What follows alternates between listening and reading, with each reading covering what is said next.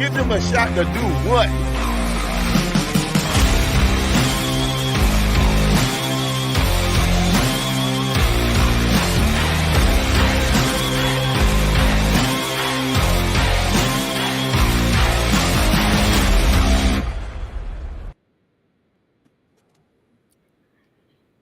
Yay, yay. Marcus, I thought you were hosting this. I don't know who's hosting this. What's happening? I'd love to host it if my computer would cooperate. What's up, everybody? Welcome back to the second one of these. My guy, my brother in Christ, Martin Stories, is on my left, your right. Mike Hughes, my other guy, is on my right, your left. And tonight we are talking all things Caitlin Clark, Chennedy Carter, Stephen A. Smith, Monica McNutt, and all that other nonsense, because apparently one hip check has turned the world of sports, the world of basketball, the world of the WNBA up in flames.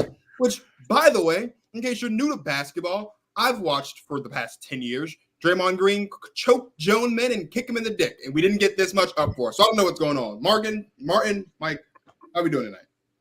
I'm okay, bro. I know Martin's got more going on today. I just had a couple burgers, some stir fry. I know Martin was training. But you were training. What are we training for, man? I would. No, I had my kids here, man. Workouts, summertime is a busy time, man. We had a pretty spicy game of ones happening, so I was trying to see who's gonna win before I got out of there. But yeah, lots going on. But yeah, what a day, man. What is in the water today? It was a very eventful day. It was a very eventful day for a lot of reasons. People got canceled. I mean, I don't know. There's a lot of stuff going on. I'll let people Marcus fried up on national TV on their own shows. Oh my goodness. Getting cooked on your own show is embarrassing. Let's just say that. Getting toast on your own show is embarrassing. Let's start with the thing that kind of set this whole thing on fire, which is the Indiana Fever hosted the Chicago Sky this past Saturday in the first game of the Commissioner Cup of this season. Obviously, there was a lot of excitement about this because not only was it Camila Cardoso's debut as a rookie, it was also the first time that Caitlin Clark and Angel Reese are competing against one another on the next level. So there's a lot of reasons to be excited about this. The Fever get the win, but the big thing from this is Chennedy Carter, hip checks, shoves, elbows, whatever word you want to use to describe the action that took place. Caitlin Clark in that game, and it sent everyone into a frenzy. Martin and I talked about it a bit last night on the phone. Everyone's talked about it, but I guess, Martin, I'll start with you. What was your We start with Mike. We gotta start with Mike. Mike, were you at the game? Mike, were you there? Hell no, I ain't going to Indy. Fuck Indy. Oh, right. No, my bad. I forgot it was in Indy, not yeah, Chicago. we ain't going to Indy ever. I believe that. But Mike, talk to me, bro. How are you feeling about just that moment itself? Before we get into all the other stuff, just the act, just all of it. How do you feel about that? I'm 5'7", brother. I'm 5'7", so I'm not doing a lot of things in the paint. I'm not shooting the lights out the ball. I play D. I play scrappy. I get down. I'll tell you, I said it on the video and I'll say it again. I see that shit happen twice on Saturdays and once on Sundays in Chicago every single day. You throw an elbow in my face, and you better expect something coming right back on the other end. Pause. But I think the most important thing for me, is really just understanding the game of hoops, the game of ball, more so than anything. I mean, this is bigger than basketball. This is the game of life. This is the game of sports. This is what we do. You go tick for tack with each other every single day, and no matter what line of work you're in. And I think that's just the fact. You come at me, I'm coming right back at you. And that's just what it is. This team, Chennedy Carter has said it several times prior. I want to say that this is not a quote from her after. This is a quote from her prior to that. This team is going to punch you in the mouth first, always. That's how Teaspoon has it. That's how Angel understands it. That's how Marina knows it. Dana, everybody from top to bottom. Jeff Pagliocca, everybody. And they were like that last year with Ka, Courtney Williams, and Chaz Franklin as well. James Wade, everybody from top to bottom. This team, this city, we're going to punch you in the mouth. And if you get one on us, best believe we're getting one right back at you. And we might go a little overboard because we don't play to get even. We play to win. And people are going to take that and say, well, whatever, you're a thug, you're a punk, you're ghetto trash, you're this. You got people in the comments saying, kill yourself, all this crazy shit. Get the fuck out of here, man. Like, there's this, I don't know where they come from, what walks of life, probably Iowa. Hate Iowa, hate Indy, hate Ohio, hate Cleveland. Fuck all of it. Chicago, the only place you like in the Midwest, bro? I hate Illinois too. Chicago's cool. Like, that's period. But, for me, man, not to make it long-winded, but like man, you either play ball or you don't. Don't tell me that. And the biggest part is we talk about the incident, Marcus. You wanted me to talk about that specific moment. We're not talking about the moment that happened right before that, or where you get an elbow to the jaw and then some 21-year-old is chirping at you. Things happen. Understand me? I'm big on your scouting report. Who are you guarding? Who is this person? Who is Martin? Who is Marcus? I have to understand you guys. You know who Chennedy Carter is. You picked the wrong one. You want to go after Lindsey Allen or someone, you know, Kaiser, maybe somebody who's a little more laid back. Sure, that's fine. You pick Chennedy fucking Carter. Chennedy Carter is a certified dog. Yeah. I mean, she don't play no games. So yeah, you do what you got to do. You know what I mean? But again, these aren't 5'5" white girls from Iowa State that you're playing against. These are WNBA hoopers from all around the world. So I mean, that's just, I mean, we've seen it with Breanna Stewart, we've seen it with Diana Taurasi, we've seen it with Alyssa Thomas and Angel Reese just a week ago, which didn't get as much uproar as this did. That's crazy. But you know, I don't know. I was just, when I saw that play, I posted it, and in a matter of 10 minutes, we had over 10K views on it. And I was hyped because you guys know me. I would hope everybody watching this knows me too. I posted that thinking, damn, that's a tough play right there. Like, I loved it. I even said, like, you know, Chennedy Carter standing on business. Then I look at the comments and everybody's hating on her. So I deleted that shit quick as hell, because what we do at Protect Our Queens, what we do at Give Us a Shot, we tell stories. We don't sell stories. And I think that's the more important key right here. I think everybody's trying to sell a story. Everybody's trying to get their clicks for the day. We're telling stories. That wasn't what happened. That wasn't the situation that we all endured and saw. I got a chance to speak with the team just a couple hours ago. You know, not everybody on the team, but, you know, Teaspoon made a statement. We got her statement. Angel made a statement. We'll get into that later. You know, man, we got each other's back, and you're going to have to see us again a couple more times this year. And one of them's in Chicago. So I want to touch on the point that Mike just made, Martin, and ask you this, because as Mike mentioned a couple days ago, maybe not even a full week prior to what Chennedy Carter did to Caitlin Clark, Alyssa Thomas basically got her Undertaker bag and just flat out choke slammed Angel Reese in the paint. I saw that. Hey, really quick, Marcus, I heard that in person. Yeah. And you saw people turn around from the concession stand. It was like, oof. It was just the loudest sound you ever heard. And that, with Alyssa Thomas gets ejected from that game in the moment, right? As opposed to Chennedy Carter, we all knew was a flagrant, got upgraded to a flagrant after the fact, but not as much uproar to what Alyssa Thomas did to Angel Reese compared to what Chennedy Carter did to Caitlin Clark. Martin, why do you think that is specifically? Well, there's already this perpetuated narrative that Caitlin is getting bullied.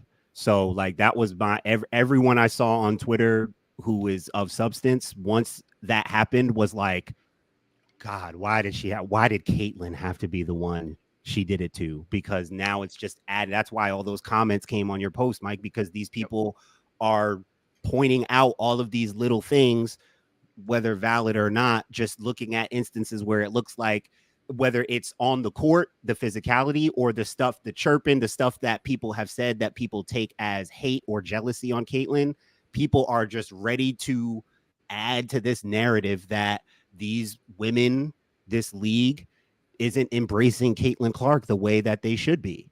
So that was the unfortunate part about it, is just the timing of it. And then again, who it is. Now, what's interesting is that, the fact that Chennedy, like, now I think, because a lot of us have been saying, even we had the question up on our show last week, you know, who hates Caitlin? You know, that's the question. It's the counter question. It's like, who hates Caitlin? Well, now we know there's at least one person who, if she doesn't hate Caitlin, we know she doesn't care for her. Very, very open. And look, that comes with sports, right? Rivalry. Chicago, Mike, you loved it. You're a Chicago sports fan. You guys like stuff like that. The Chicago bench, Angel was up, standing up, that is sports. That's competition. It's not just hockey where you get checked and people like it. Like, basketball is physical too. So sending a message, right? Sometimes you can cross the line into inappropriate, right? But like, sending a message in basketball is a real thing. Take a foul, right? Hard fouls, stuff like that. What Chennedy did was out of line. That wasn't a basketball play. It was straight out of frustration. I don't think she was playing great in that game either. I just think, and again, Caitlin kind of interrogated it a little bit, Right. and she is not the one. Mike, you made the right point on that. You have to know your KYP, know your personnel. Pick your battles wisely. Do not go for someone like that, because you have to know who you're dealing with in these instances. So in one sense, I do think Caitlin needs to toughen up, and I think she will. I think that's part of her learning process, because it's like the flops, the falling down. Even she had the little thing with Angel in that game where Angel kind of just did, and like she just overreacts. So I think she has to just get a handle on that a little bit, just her body control and her own strength. Like, people are telling her, like, saying she needs to get in the weight room a little bit more. Just from being in the league, she'll get physically a little bit stronger, but just her mindset and her mentality, how she moves on the court. Like, again, that hip check was like blindsided. It knocked her over. Like, maybe because you didn't see it come in, you get blindsided, whatever. But like, you want to be able to like take hits a little bit more. You want to be able to, and not be like, oh my God, they're like acting like a victim out there. You're a great basketball player. Part of being a great basketball player is learning how to take the hits and how to be physical and handle that stuff. So I just think the timing and the person she did it to was unfortunate. But that stuff does happen in basketball. It's just the fact that the narrative around Caitlin, no one's talking about Angel getting bullied, because it's also, look, it's a black-white thing. It's also like, Angel plays inside. She plays more physical basketball, bully ball. So I think that, combined with the fact that she's black, honestly, is where people will just assume like, oh, she can take it. Like, she's all right. Like, she's used to it. She can take it. She plays physical. In fact, a lot of people will say she deserves that for what she throws out. Like, she talks trash, she should be able to take it back. Right. The same thing applies on Caitlin's side, but that's the difference, is that people see Caitlin as this scrawny white victim. They're throwing around it. It's like, bro, it's basketball. And they look at Angel and they expect her to be able to take it for multiple reasons. And I think, like, to that point, y'all remember Ohio State versus Iowa, and it was JC Sheldon, and kind of wraps her arm around Caitlin Clark. Caitlin tells her, get the fuck off me. Like, and she slams her in the chest. He just pushes her right in the chest. But then you zoom in on that and you see her just looking at the ref like, no, what, you're not going to do anything about, like, bro, you just checked her too at the same time. Like, it's like, you ever like have one of those classmates who just get into it and then both of them look at the teacher like, nah, but he just punched me, but like, you just hit each other at the same time. Like, you elbowed Shorty in the face, started talking shit, so then she hip checked you. And I understand that wasn't a basketball play whatsoever, but that was gangster, and I loved it, and I was here for it, and I thought it was dope. Everyone wants to say that's ghetto, that's this, that's that. Guess what? There's a million people in Chicago just like that. There's a million Patrick Beverleys in cities everywhere. She calls herself Hollywood. She doesn't call herself that. That's the nickname that she's been given. She understands how to be in the brightest of moments. She knows where to be and when to be there. She was a leading scorer of this game, if I'm not mistaken. She was out there doing her thing. She's been great. I understand really quick, because I want to point it out. I understand what happened in Atlanta. I understand what happened in LA. I understand what's happened overseas with Chennedy Carter. I know Chennedy Carter personally on a personal level. I've covered her in media the last 2 months, whether that was in training camp, whether that was in the preseason, even 3 days ago when I was talking to Teaspoon about why she fits so well on this team. Chennedy Carter has been nothing short of amazing as a person and as a teammate, and she showed that again, that she's going tick for tack. We talk about teammates all the time. Marcus, I'm going to throw it to you. Where are your teammates if you get hip checked like that? Because I didn't see a single person go up to bat for Caitlin Clark. I've yet to see that. So that's my thing. I think, first of all, I think two things can be true. What Chennedy Carter did was not a basketball play. Mm-hmm. And as I've said in comments and replies all weekend, I'm not denying that. Right. And there's no reason for it. There's nothing that you could possibly do in basketball that would cause you or require you to do what Chennedy Carter did. But as I said in the opening of the show, I've watched for all of his career, Draymond Green kick grown men in the nuts, stomp on their chests, and choke them out. Right? I've seen that. And so while I understand that a hip check is not a basketball play, I also have to remember what we're talking about. We're talking about a game of emotion. We're talking about this game specifically, where you have two of the biggest names out of college playing on the same floor for the first time in this level. And Indiana's in a home game where they're trying to win their first home game. It's also Camila Cardoso's debut, which also just so happens to be the first time that her and Aaliyah Boston are opponents in their basketball careers. There's a lot of storylines and a lot of nuances that go into this. And so I understand that what Chennedy Carter did was wrong. I'm not going to sit here and let anybody let Caitlin Clark off the hook like she didn't bowl her in the face at the beginning. On top of that, let's act like we know who Caitlin Clark is. Let's act like we didn't watch Caitlin Clark throughout the course of her career shove girls just for the sake of shoving them, flop all over the place just because. Again, you have to know what you're talking about. And to your point, Mike, I do have issue with the fact that no one in Indiana even had any sense of urgency in that situation. I don't know if anybody else has realizes this, but that was not on a random set play. That was an inbound play. Aaliyah Boston was 3-4 feet away, and she didn't do anything. And to a lot of people's point on Twitter, if Angel Reese gets hip checked like that, or as we saw her get choke slammed against AT, you got a lot. You got a problem on your hands there. So I think when you're talking about this from the situation of not only was it wasn't unprovoked. As I've said to several people, Chennedy Carter did not run 94 feet and just yam Caitlin Clark just because the wind was blowing. She did a sprint on that, though. I can't lie to you. She thought about it. She ran up on it. She did run up, but it wasn't like I just doing this, so I'm going to do it. You know what I mean? It's like that Bev thing a couple years ago when he was still in LA when he just walked Chris Paul to your point in the back just because. That's even more recent though, Marcus. To Flau'jae and Camilla. Not too long ago, getting into it because of that whole situation. Angel was there as well. You know, we're having conversation. Here comes Flau'jae talking shit. Nah, here comes Camila Cardoso. Boom, checks you. And that's just because she had her teammates back. And that's what you're supposed to do. This is what we do as athletes. If your guys aren't there for you, if your girls aren't there for you, I got me. Always. I'm always going to take care of me. I'm always going to make sure no one's hoeing me on the court. That's crazy. And Chennedy understands that at the same time. Chennedy understands not going to let some rookie just talk to you like this. Kennedy's been in the league years longer. She's been on 3 different teams. She's played overseas, which Caitlin has no understanding, and you guys know better than anybody what it's like to play overseas basketball. You want to see hip checks 24/7? Go watch some fucking overseas European style basketball, Jokic style basketball. I mean, it's aggressive, it's crazy, it's nitty gritty. They get down to it. Emma Meeseman, Julie Alamont, those dogs stay over there and get paid pretty pennies to go stay over there because of how serious they take that. Kennedy's been. I'm not trying to sit on the Chennedy train. That's just not what it is. And I'll have that same vocal conversation with her. I'll say it right now. I'm sure Germ's ready to click the record now button. I know Chennedy was wrong. I knew Chennedy was wrong the second she did it. But guess what? It was warranted in my opinion. I knew exactly why he did it. Trying to hurt somebody, it's. I mean, bro, honestly, just letting you know. Fine. Again, it's only because it was Caitlin. We're gonna ask all these questions and talk about why wasn't this? It was Caitlin. These people, all these guys out here who never cared about women or basketball in their lives are suddenly ready to come running to her defense every time somebody elbows her play. This is basketball. I don't know what people have never watched women play basketball at a high level before. This isn't new. This isn't serious. They're not picking on her. They're not they're gonna send a message because that's what you do in sports. Right. And I sent this to Marcus. This is her, bro. Did anybody say anything when Sophie Cunningham got laid out the other night?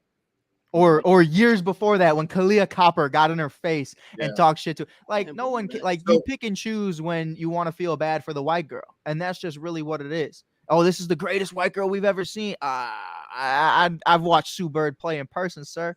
And again, it's this weird energy where these new stupid, weird, idiotic male fans are pushing this narrative that they need to I like how Matt Barnes put it and how you just brought up her teammates, because they're the ones who need to who need to be checked. Yeah. They're the ones who need to protect their star. That's their teammate. Mm-hmm. That's their star. That's the organization star. It ain't on us or some idiot or fans on social media to defend Caitlin Clark. In the moment, that's on her teammates to defend her. That's on them, bro. This is in the heat of battle. Basketball, people may not think basketball is what people talk about. Football, it's war. Oh my God, it's so what? Basketball is war too, bro. I go every time I'm on that court playing against. It is war. Trust me. People are coming for your head. You got to it's warfare, bro. Emotions run high. You get hit every time. You don't play basketball without getting hit. Right. You drive, you get hit. You shoot, you get hit. You get it. You're gonna get touched. You're gonna get physically hit. It's a physical game, bro. People forget that, and people are watching these women's basketball games this narrative that they need to protect Caitlin.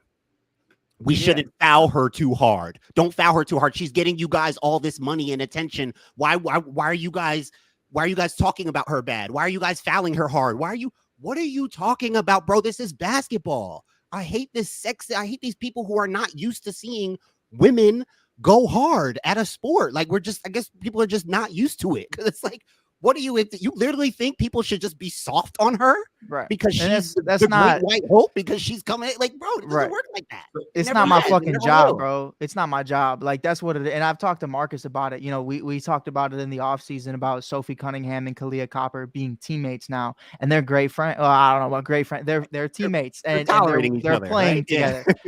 But they don't fuck with each other, and they didn't fuck with each other for years. And that's just what it is. It's not, you come in here, you're the white horse, you're the one that's going to be able to come in here, the Trojan horse, you're making moves. I mean, you know, Pat McAfee said it earlier. You know, we understand Caitlin Clark is the cash cow. Pat McAfee said a lot of things earlier, and we're going to get into that later. But the big thing, well, the second biggest thing he said was that Caitlin Clark is a cash cow, and he's right. Guess what, though? Chennedy Carter is not getting paid because Caitlin Clark is there. Chennedy Carter is getting paid because that is her job to play against her. We're coming to rip your fucking head off, and we're coming to get a win because that's what we're paid to do. And I think when you look at that and have these conversations about the Victor Wembanyama's and all these other players, man, we have to talk about it for what it is. You're great. I know you're great. Chennedy probably deep down knows Caitlin Clark is great. But at the end of the day, I'm playing against you. We're not teammates. I don't give a fuck. And it's just what it is. And that's any competitive sport. That's any competitive nature. You want to take it easy, man. Hey, bro, guess what? You throw an elbow in my face and the rookie's talking shit right after, you're going to get into it. And that's just what it is. There's no excuses. This isn't like an NFL in the practice where the quarterback wear what color does the quarterback wear where you can't hit him, red or whatever. This isn't that. This isn't. Can you guys? You guys are more football, other sports guys. I'm a one sport pony. I don't try to mess around and act Marcus knows a lot about injured quarterbacks for sure. So even him take. Can you guys imagine a rookie? Can you guys imagine Caleb Williams? Chicago. You're Chicago. Can you imagine Caleb Williams coming in this year and people acting like? Guys, don't. I mean, I don't even know how to say it, because in football it would be blasphemous. It would be the worst take of all time. Purposely would be canceled right away to imply that we should not touch our star rookie who's going to be a star in the league and making us so much money. And like, I know Caitlin. I know it's different because I know Caitlin is a bigger name. She's bringing a lot more attention to W than Caleb's going to bring to NFL. I know that, but like nature of like. What are we talking about? So here's Mike Hughes the other day made an excellent point and got clipped and posted on Give It a Shot socials. There is, and you alluded to it as well a bit, Caitlin Clark has been treated like she's the great white hope. I don't really know any other way to put it. I don't know any other way to say it. And for the people that are uncomfortable by that, I mean, respectfully, like, you're a part of the problem. Like, when you have, like, I get it, right? Caitlin Clark is a box office attraction. I said it on Tuesday when Martin and I did Protect Our Queen. She's a box office attraction, probably the biggest box office attraction in all of sports right now, just because of, as Martin alludes to, the deep three shooting ability and how eye-catching and how attention-grabbing that is. But let's just call a spade here for a second. Last I checked, people were getting paid. The WNBA players, if I'm not mistaken, they all had jobs last year. People watched them play basketball last year. The finals sold out games last year. There was excitement around the league last year. And as I said on Tuesday, and I'll say it again, before a ball was bounced this season, and before we even knew for sure that Caitlin was declaring for the draft, there was excitement about this season. It's true. Because we wanted to know if the Aces could three-peat. Right. We wanted to know if the Liberty could rebound from a loss that they probably shouldn't have had to a better team. We wanted to know if there was anyone in the WNBA who could stop the Aces from making history this season. Mm-hmm. So for the people that want to sit here and act like the only reason why anyone's watching the WNBA is because of Caitlin Clark, you're stupid.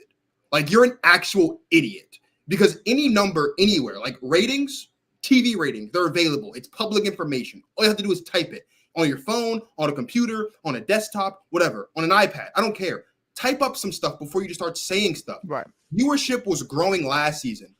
Ticket sales growing last season. Revenue was growing last season. And to all you idiots out there that want to keep acting like Caitlin Clark is the reason why we're getting charter flights, I don't know if any of you two listen to the actual comments that Kathy Engelbert made about charter flights. But newsflash, people, this money was already there. This program was already in the works. It just so happens that it coincided with with Caitlin Clark entering the league. So let's stop acting like Caitlin Clark is the great white hope. Let's stop acting like there aren't super talented players in this league in all 144 roster spots that have actually put in their blood, sweat, and tears to make the WNBA what it is today. Not even to mention all the legends of the game that don't play anymore. Caitlin Clark is an exceptional basketball talent, and it's going to take time. And I feel like this is the 10th time I've had to say it. She was never going to show up day one and just start dropping 50 balls left and right as everyone expected. This was not going to be that. And again, Caitlin Clark is 22 years old. She'll be 23, I think, later on this year.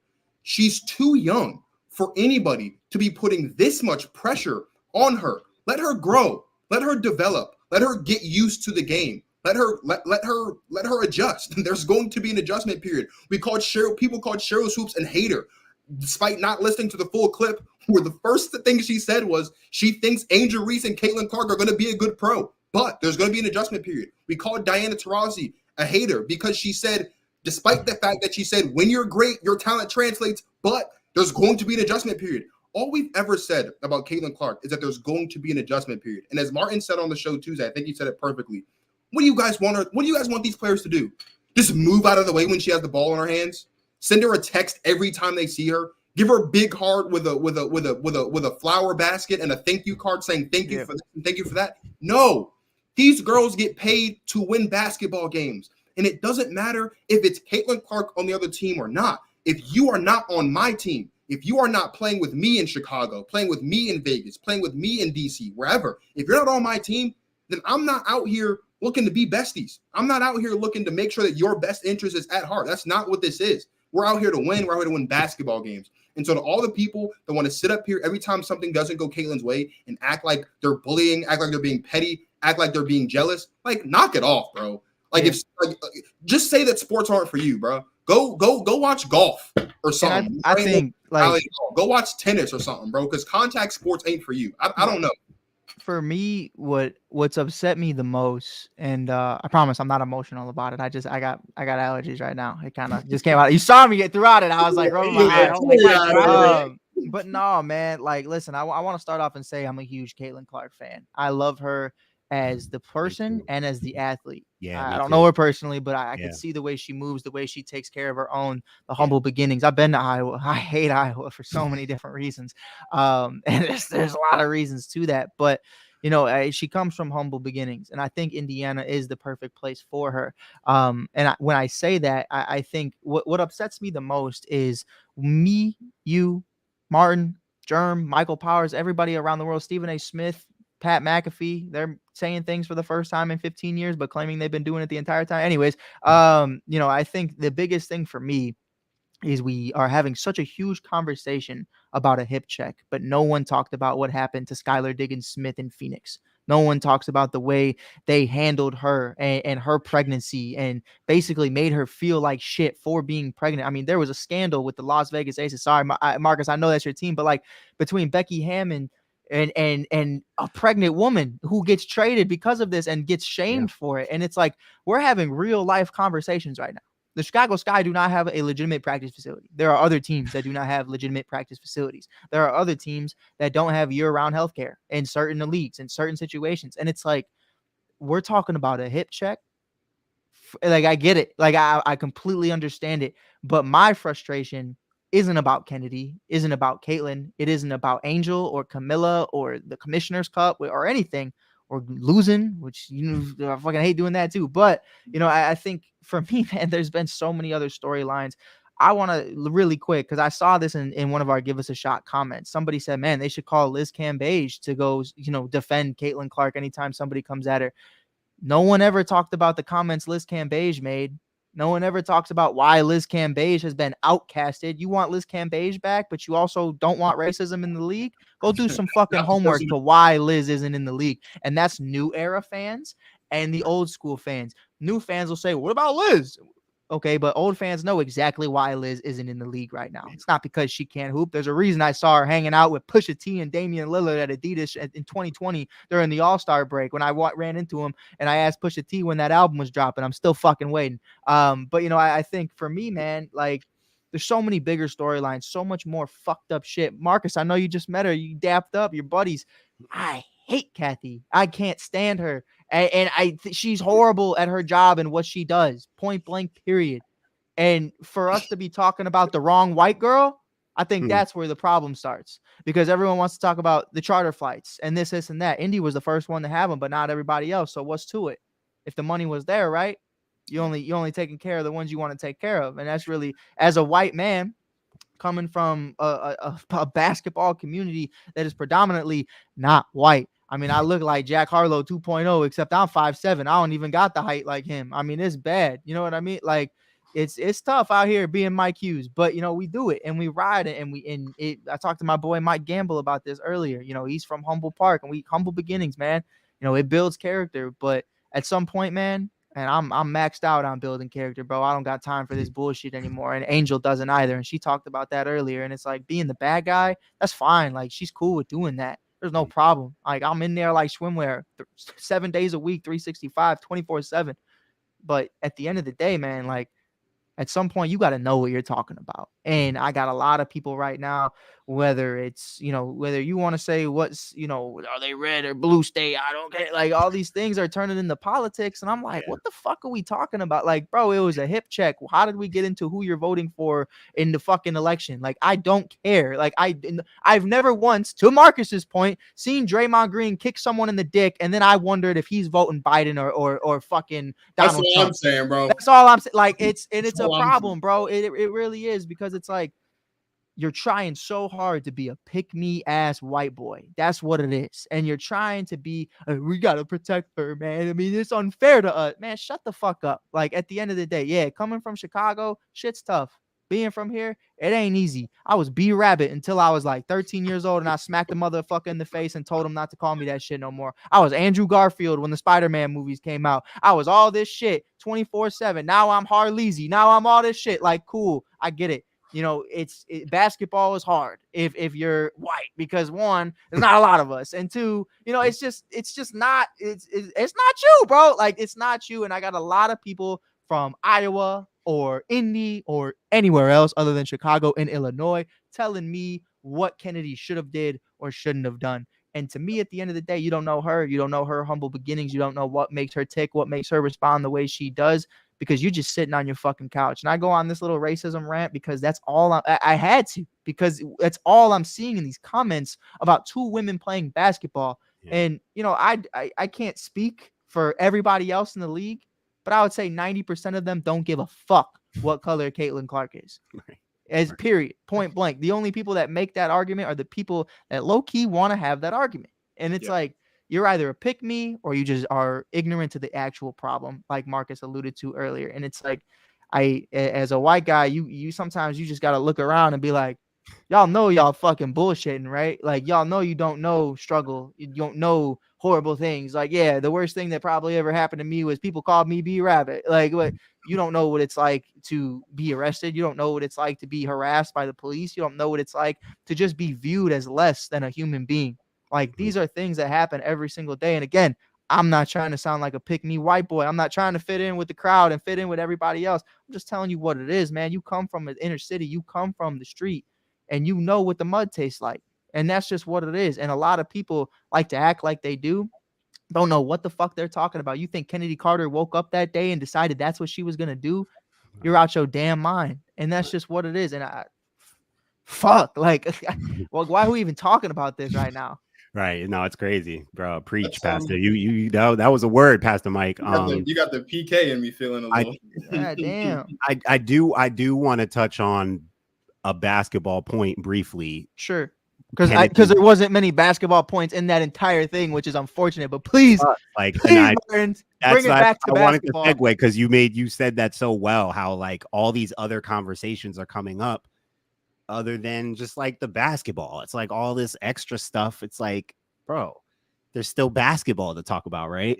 I did find it interesting, whether it was out of someone had a good line about like the whole hate and jealousy thing, and I think it was them reacting particularly to what Chennedy did. Right. Someone said there's a difference between man, it was like L. Duncan, or no, it wasn't L. Duncan. I saw someone today say there's a difference between, maybe it was Monica McNutt, which we'll talk about her frying Stephen A. a little bit, but they said there's a difference between jealousy and frustration. Yeah. So frustration happens in sports, in the game and stuff. And so like I said, Chennedy wasn't playing well, especially I watched pretty much every dribble of the first half, but she wasn't in rhythm. She wasn't scoring early. She was missing stuff she usually makes, a couple chippies. Like, so I felt like that was on her. Then, like you said, Mike, a rookie is yapping at her. Doesn't matter if it's Caitlin or somebody else.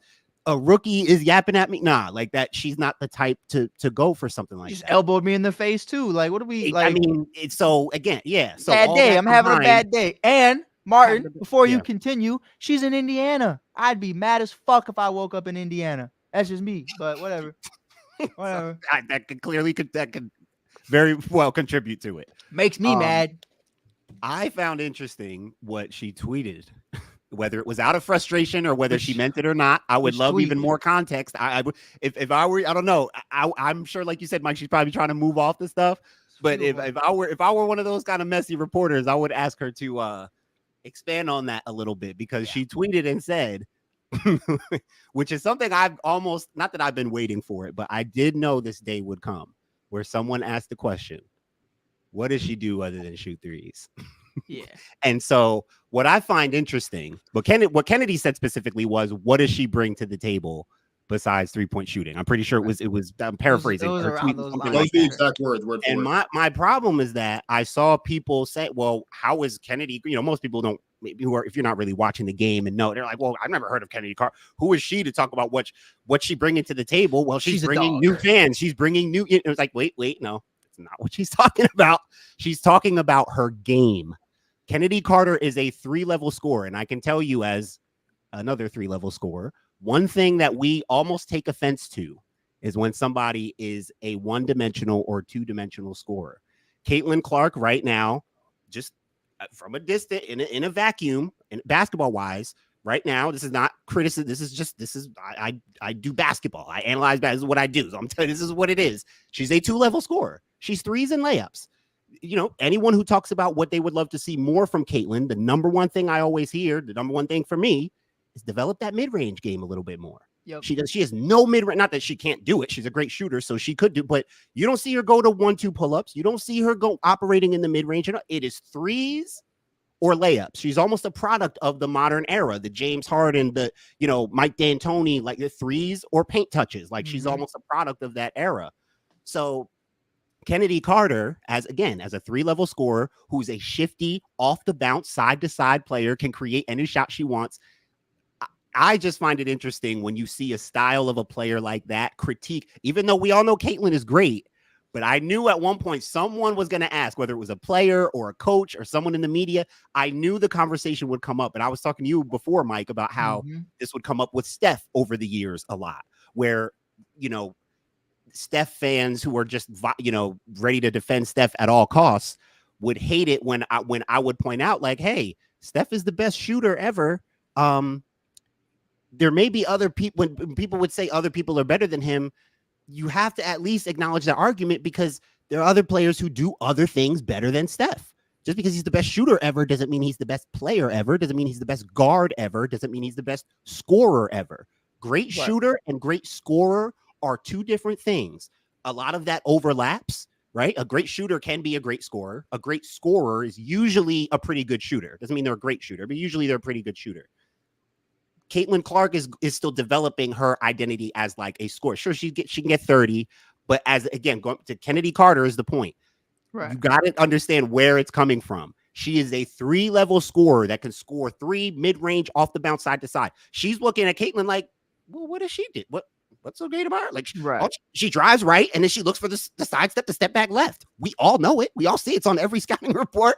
The main thing the girl does is shoot threes. So, and I loved you the basketball point. your comparison was, I would love you to like elaborate that like on the air, because we talked about Russ and Curry and how that was so different. And literally when you said that, it clicked. Like that is literally who Kennedy Carter has been for me. If you can compare two players, I like to compare two, because I think, in the W there's so many different ranges of who you are, especially when you look at, two ways and three ways. But I think for me, I look at an Alex Caruso and a Russell Westbrook, and that's Kennedy Carter. And that's really how I evaluate her. I think she's great defensively, but I think she gets after it from a rebounding perspective and just shooting the lights out the ball, creating her own shot. She could do it all over.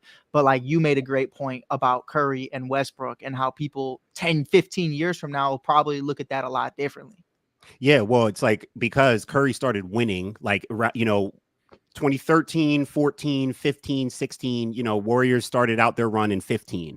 But like in that time, Russ, MVP, averaging a triple double, does so many things to impact and even dominate the game. And I wasn't really on either side, but like I had friends who became these great big Steph fans and are ready to say Steph is the best point guard in the league. He's better than everybody. And it's like, yo, like there's still an argument. Like we still have to watch Steph over the next few years. Like even Steph became a better scorer. Like if you follow, like, like it's always been the 3-point shooting. We know he runs around and he creates space. He moves off the ball. He run, and then it's a 3-ball. It's a 3. But over the year, even the title a couple years ago against Boston, getting more in the mid range, getting more in the paint. Like if you've been paying attention to Steph Curry, he's been opening up more of his identity as a scorer, not just a 3-point shooter.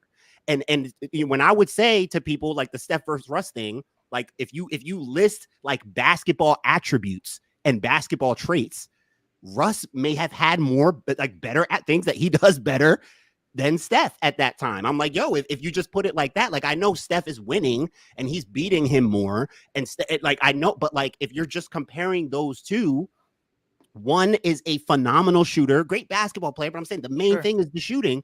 Russ is over here rebounding, assisting, right? Playing defense, blocking shots, right? Not just talking about athleticism versus skill, even though there's really the cornerstones of those two, players. Oh, they're not even in the same breath when you talk about their athleticism. So it's like you don't even have to like. We know Russ is more athletic, can jump higher. Where we know Steph is the better shooter. So like, take that out.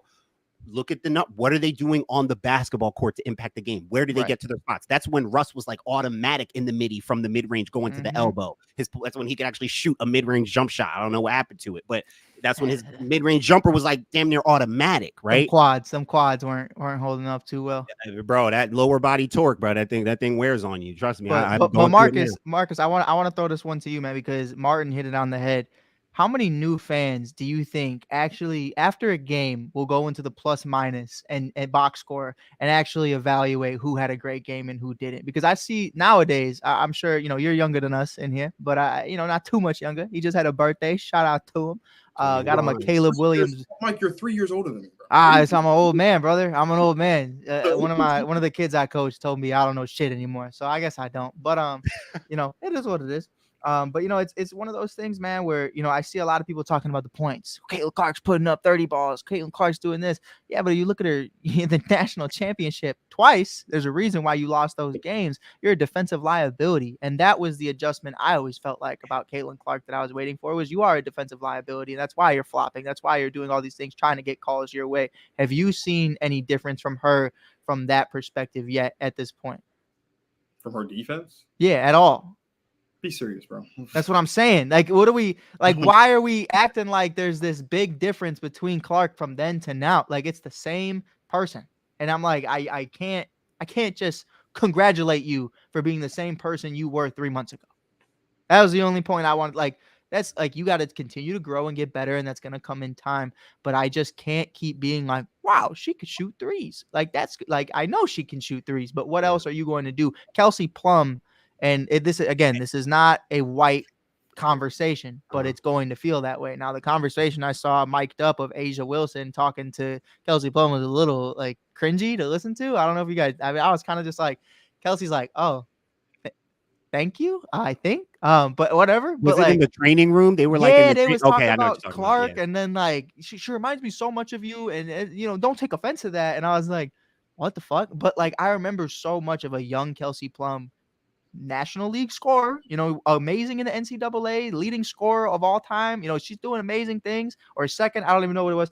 But, it's like you came into the league and got dog walked for years. They were losing for years for the same reasons that Indy is right now. We might 3-4 years from now talk about them potentially three-peating if they could get it figured out. If Aaliyah Boston can take the steps that a Asia Wilson can take.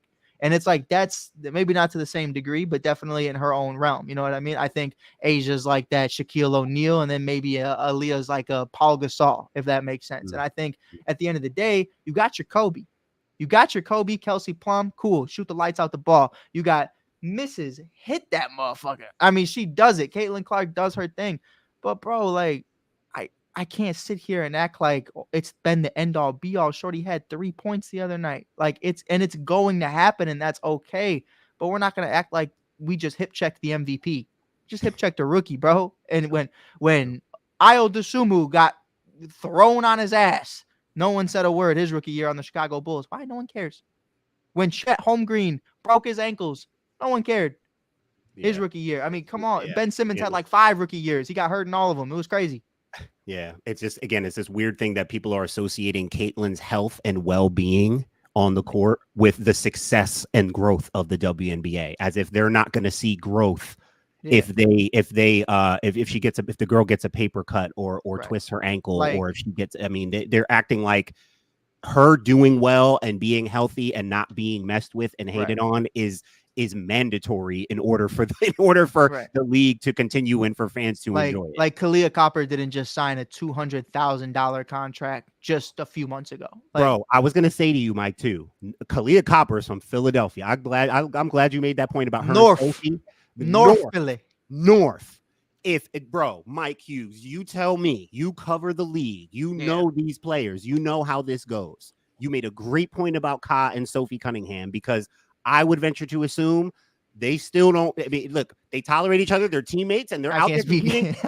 I'm sure they're not the best of friends. Now, Mike, you answer me this: if somebody hip checks Sophie Cunningham or Kalia Copper in a way that, do you not expect?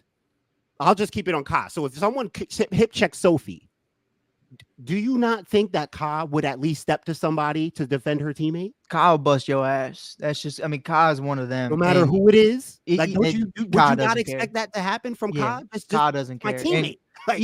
Even more so, I want to take it to one of the GOATs. Courtney Williams is the best teammate in the entire WNBA. Courtney Williams will go up to bat. I'm not trying to come at anybody specifically, but I've watched Courtney Williams walk into a press conference and cuss out reporters for writing articles about her teammates and about her coaching staff and about her and her organization. I've seen her do that. I mean, it happened last year. I was there. And it's like, I've seen her do it on a national scale in front of the media, get fined, whatever. I've seen her do it on the court to other players in the room. I've seen her do it anywhere you need her to be. Courtney Williams is one of them. Kalia Copper is one of them. Whatever they got going on in Indy, listen, I heard a few people talking about it in the press room just a couple weeks ago. Why are they so bad? It's great. It's great on paper. A lot of teams on 2K are great on paper too. The Chicago Bulls got Vooch, DeMar, Lonzo, Zach LaVine. Oh my God, they don't play well together, and that's the problem. You got solid names, they don't play well together, brother. That's just what it comes down to. I've heard Marcus say it before when he talks about the Lakers. Yeah, nice little squad. Cool. I could buy a couple guys' jerseys. I think there's 4 to 5 guys on that team I would buy a jersey of because I'm a fan. But cohesively, guys don't play good team ball. And that's just what it comes down to. Yeah, I was telling Marcus that in terms of the roster, enforcer, Caitlin needs her Klay Thompson and her Draymond Green. Yeah, like enforcer's crazy. The Indiana Fever, whether it's enforcer or just Steph Curry, Klay Thompson, Draymond Green, Steve Kerr, there was Andre Iguodala. It all right. In the Indiana Fever, it's now their turn to figure out, do we go all in on Caitlin and build this roster? Because there are debates about did they even need Caitlin in the first place? Did they even need that kind of guard in the first place on their roster? Now it's on them to decide. Do we build this system and we have everyone continue to adapt to the way Caitlin plays? Or do we reconstruct this thing and find her Klay, because she needs a number 2 who can defend literally what Klay Thompson did for Steph Curry, be another great high-level shooter who can also do stuff on the defensive end that Steph can't do. And I Caitlin think needs one of those, and then she needs a Draymond, a playmaking forward. Who I can think play you off have her, that, on though. the floor and be a playmaking forward. I think Mitchell is that for you. That is that Klay Thompson you're kind of looking for. I like Mitchell. I like Mitchell a lot. No, I love her game, but I don't think that she's not a Klay Thompson, bro. She's a Jamal Crawford. Do you see that being an issue on the coaching staff on how they're using everybody, though? I think you can. It might be already. It's bad, and I think you can have that conversation about a potential coaching firing mid-season, and it would be unfortunate for Caitlin Clark to have to go through even more turmoil because life's been so hard. But it's definitely one of those things for me where I heard I forgot who this said. I think. I'm not going to quote because I don't remember who exactly said it in the room. We were in the media room in post game waiting for them to finish up. And somebody said, well, like, what's the game plan here to draft Paige Beckers? Like, is that what we're doing? Like, because if that's the season after getting Caitlin Clark, I don't see there being any change the following year. You know, if you can't figure out Aaliyah Boston and Caitlin Clark and you still have the number one overall and pick, Alyssa Smith and Kelsey Mitchell, they have 4 very good players. You can't be that bad, bro. And I think that's where you just got to fire somebody at some point. Yeah, she might be gone. She might have to go, man. It's not her fault. She may need a full, give her time, but it is not working. You're a horrible styles coach. are not. It's not naturally gelling. Like they're almost having to force it, and you don't want that. You beat us the other night. I'll hold that L. You still a shit coach. I don't care. Marcus. Period. I already told Mario, fuck that game. I'm so over it. I'm so over everything in that whole entire game. It'll literally dictate the rest of this year. All right. Let's switch gears here. Let's talk about Pat McAfee a bit. I would like the media people that continue to say this rookie class, this rookie class, this rookie class. Nah, just call it for what it is. There's one white bitch for the Indiana team who is a superstar. And is it because she stayed in Iowa, put an entire state on her back, took a program from nothing to a multiple year success story? Is it because she would go on to break the entire points records in the history of the NCAA? Not just the women's record by Kelsey Plum, shout out, but also Pistol Pete Maravich's, the dude's record as well. Is there a chance that people just enjoy watching her play basketball because how electrifying she is, what she did, what she stood for, how she went about going, what she went for? Maybe. But instead, we have to hear people say that we only like her because she's white. And she's the only popular because the rest of the rookie class is doing what they're doing. Well, that's a bunch of bullshit. And we think the WNBA, more specifically, their refs need to stop trying to screw her over at every single turn. So there's one thing I agree with Pat McAfee that he said. There's one thing I very strongly disagree with. The one thing I do disagree with, I agree with him, is that people don't like Caitlin Clark because she's white. That's not what this is. I do think that there's a strong contingent of people out there that do feel that way. That's not the case. I know I referred to her as the Great White Hope earlier. That's not because people like her because she's white. They treat her like the Great White Hope because they think that she's coming to save the WNBA as if the WNBA needed any saving. Here's why I vehemently disagree. And Martin mentioned this on the show on Tuesday. It takes a half a second, maybe a full second, to say that Caitlin Clark is one of, or the main, or the biggest reason why there's an increased level of popularity around the WNBA. But to sit here and discredit Angel Reese, who was a national champion, to discredit Cameron Brink, who was the Pac-12 player and defensive player of the year this year, to discredit Camila Cardoso, who's a 2-time national champion, to discredit Rakia Jackson, who's a dog, to discredit Aaliyah Edwards, who's coming from arguably one of, if not the greatest basketball, men and women's, programs in the country in UConn, and all the other very talented individuals that were drafted this year, in order to continue to separate and promote Caitlin Clark, is something that I have never, am not, and will never be okay with. I understand the first of all, bro, Caitlin Clark's not even a champion.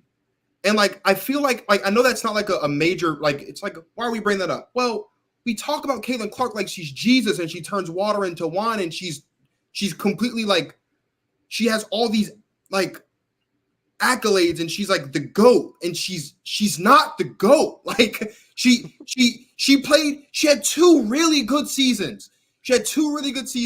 And when the lights were brightest in the national championship game, both times she failed.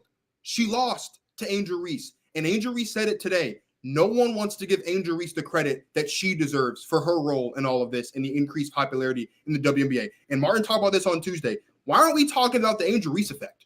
Why aren't we talking about Angel Reese and how she has a court in Baltimore named after her, how she just recently became an owner of a club team here in DC, how she was just on tour with Meg and Glorilla and brought her whole team with her, and all this other stuff, how she was the first signee for Shaq and AI for Reebok under this new, like, we don't talk about any of this stuff, bro. It's just Caitlin Clark. And I understand that the only thing that's happening in Iowa is Caitlin Clark and corn. Like, I get it. I understand that. When you have nothing but corn and cows and fields for miles and miles and miles, and you've got someone named Caitlin Clark who's from Iowa, who shows up, puts her name on the map, puts your city on the map, puts the state on the map, I understand it, right? Let's be completely honest, though. If we cut Iowa out of the United States, the population of the country drops by a couple 100,000. It's not that big of a deal, and no one's going to miss Iowa when it's gone. There are other people in this draft class that are talented and that deserve credit. And to sit here and act like it's just Caitlin Clark, and Pat McAfee has, since that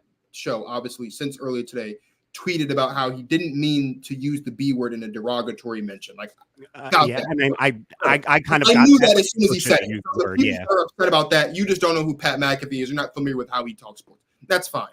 But the issue that I have with this, and Mike, I want to get your thoughts, is what we have right now in the world in the WNBA is supposed to be a good thing. Like, it's supposed to be exciting that there's all these new people, all these new fans that are here because of Caitlin Clark, that are here because of Angel Reese, Cameron Brink, whatever, because it's increasing the game. And yet, and Elle Duncan said this earlier, and she said it beautifully, it feels like there's just this constant war going on of all these new fans who are here now who don't care at all about anybody before Caitlin Clark, anybody before this draft class, and only are obsessed with Caitlin Clark.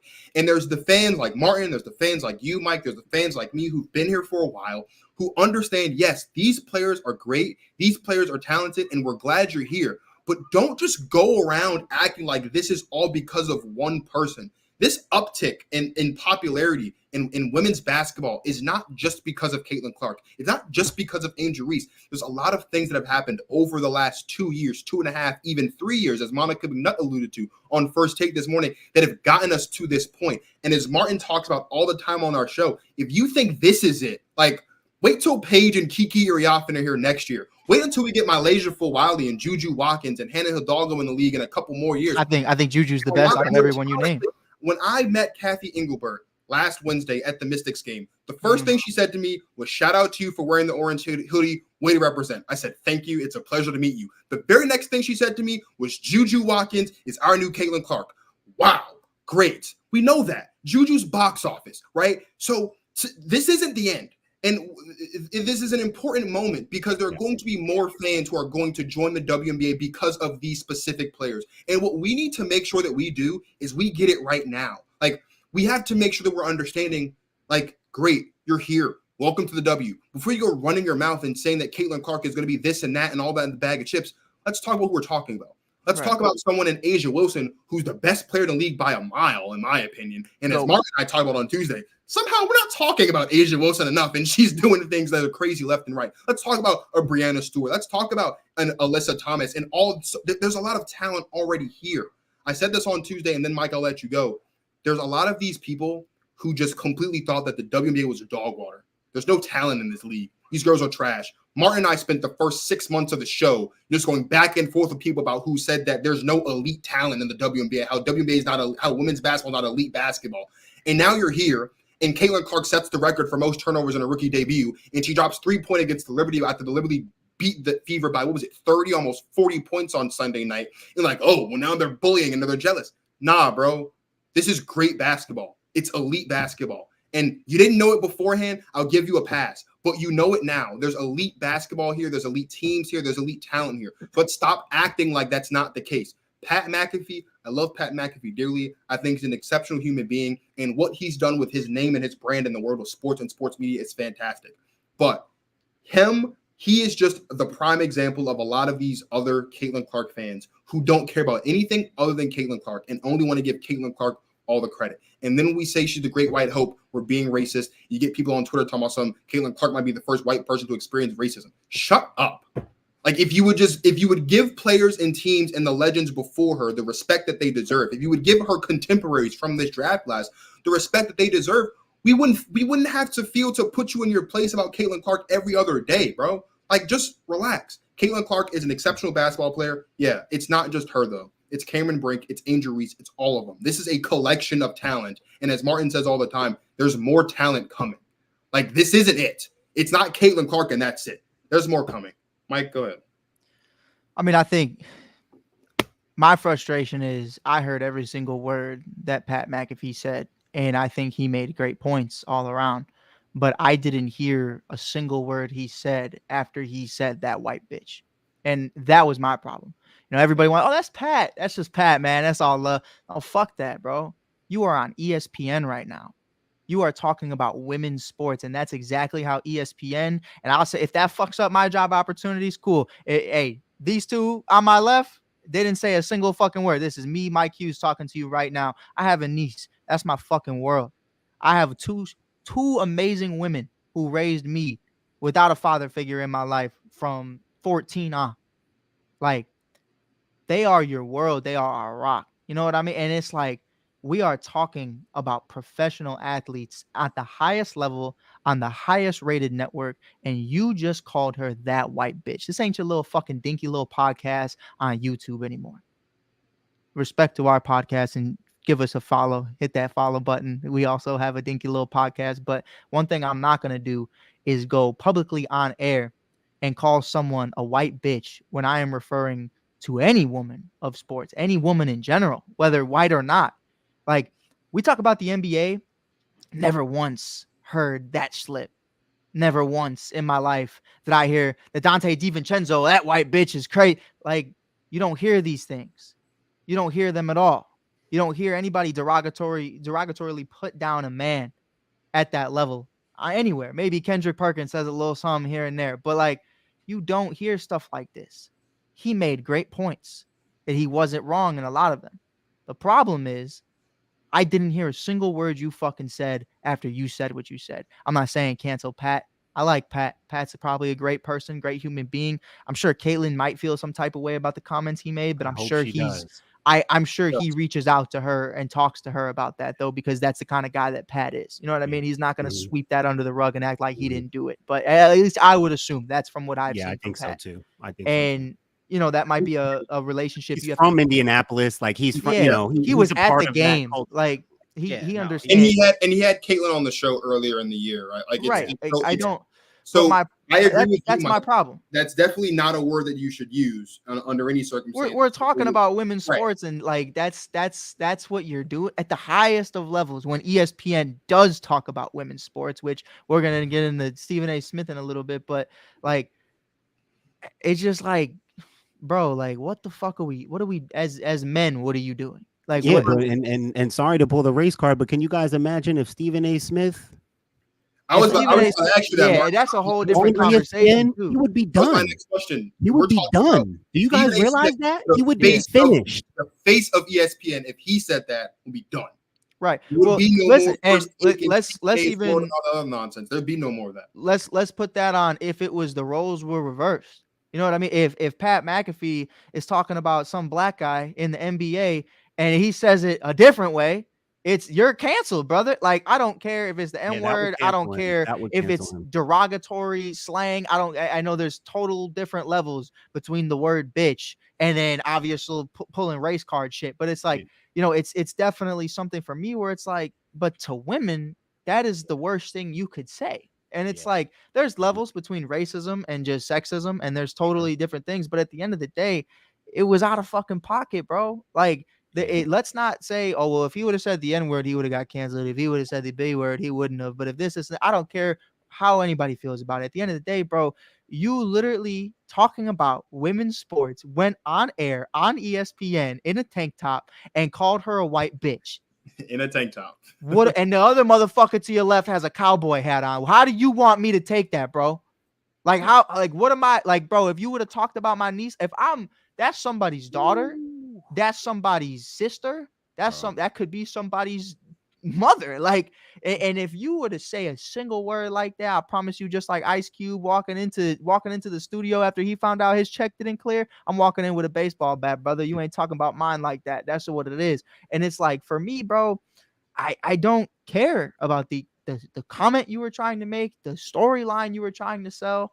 Like, at the end of the day, bro, you lost me the second you said that. And I like Pat, and I will watch Pat's show tomorrow because I'm excited to see, and I'm hopeful that he starts the show with a statement about it. But my big thing is, man, that right there showed me what I already know about how the industry treats the WNBA. Because even though that's a slip up on Pat, that's a slip up on the entire ESPN, FS1, everybody. Yeah. That shit was foul, bro. I don't care what what are we doing? Like, that's not like, fuck, bro. Like, that's just, you ever have that one kid in class like, all right, next person that swears, you're getting kicked out of the class, and my boy Yahya would be in the back like, fuck, and I'd be like, what all you got to do is not say it, and you're good. Your whole fucking segment, your whole script, to Marcus's point, oh my God, he's making points. He has good criteria. He has the background of, Diana Taurasi and KP and Breanna Stewart. He's got people who should be in that conversation. And then you just fucked it. And it's like, I don't care if it slipped. It should.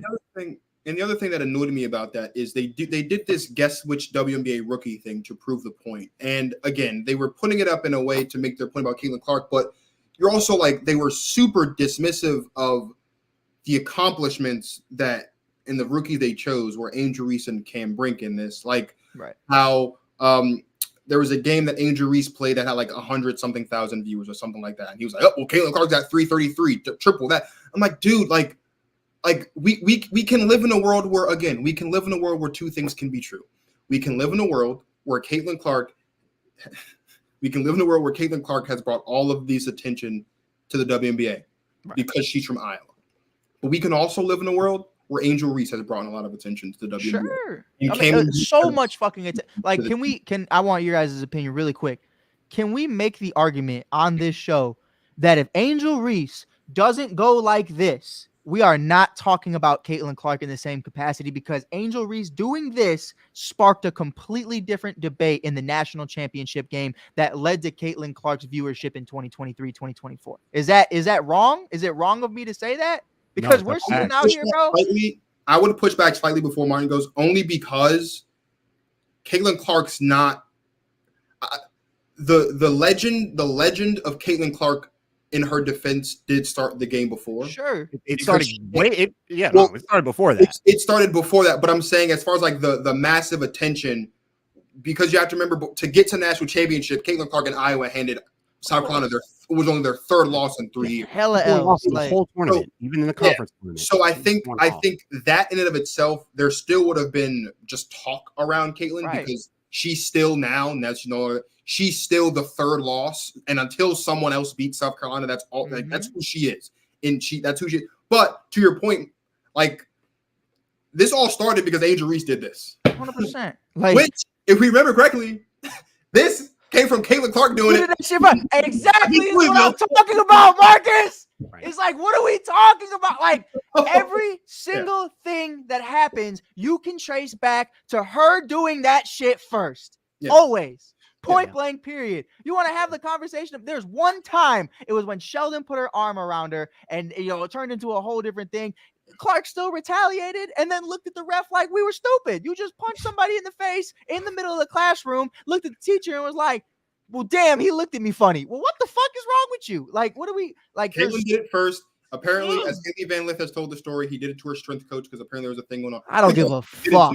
The point is, and Martin and I talked about this when it first happened. Yeah.